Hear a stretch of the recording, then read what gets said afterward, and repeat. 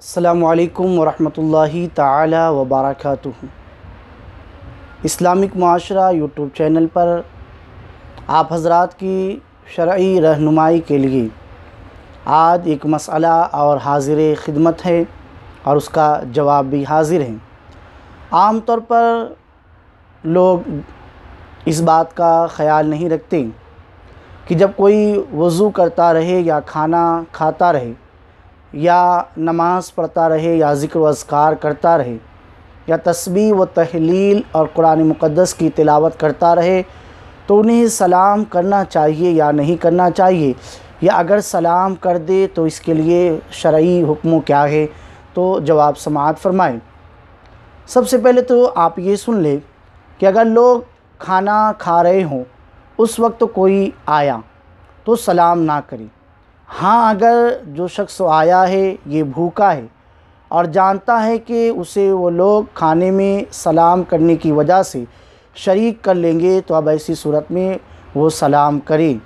ये उस वक्त तो है कि खाने वाले के मुंह में लुक़मा है और वो चबा रहा है कि उस वक्त जवाब देने से आजिज़ है, और अगर अभी खाने के लिए बैठा ही है या खा चुका है तो सलाम कर सकता है। अब वो जवाब देने से आजिज़ नहीं है। यानी इस मसले से हमें ये समझ में आया कि अगर कोई खाना खा रहा है और मुंह में लुक़मा है तो वो उस वक्त तो उसको सलाम ना करे, देख ले कि वो अभी खा रहा है, लुक़मा उसके मुंह में है, वो चबा रहा है, जवाब ना दे सकेगा। और अगर खाना खा लिया है या लुक़मा उसके मुंह में नहीं है तो अब सलाम करे, इसलिए कि अब वो जवाब देने में आजिज़ नहीं है, उसे जवाब देना चाहिए। एक मसला और देखें कि जो शख्स ज़िक्र में मशगूल हो उसके पास कोई शख्स आया तो सलाम ना करें, और अगर किया तो ज़ाकिर पर यानी ज़िक्र करने वाले पर जवाब देना वाजिब नहीं है। अब बिल्कुल इसी तरीके से कि जो शख्स अगर वज़ू कर रहा है और आज़ाए वज़ू धुल रहा है, उसी में मसरूफ़ है, दुआ मुँह से पढ़ रहा है या कुल्ली कर रहा है, नाक में पानी चढ़ा रहा है, और इसी हालत में कोई आया और उसको सलाम कर दिया तो अब इस हालत में वो सलाम का जवाब ना दे, जैसे ही इस हालत से फ़ारिग हो जाए अब सलाम का जवाब दे।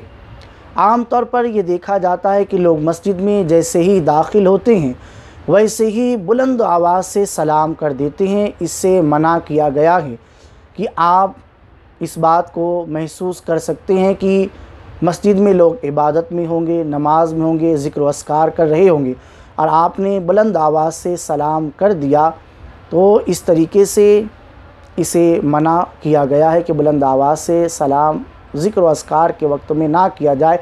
अब जो ज़िक्र व अस्कार में मसरूफ़ है उस पर जवाब देना वाजिब नहीं है। हमें चाहिए कि हम सलाम को आम करें, इसलिए कि सलाम एक बहुत बड़ी बरकत की चीज़ है और हुज़ूर सल्लल्लाहु अलैहि वसल्लम ने खुद फरमाया वफ़्शुस्सलाम, सलाम को आम करो।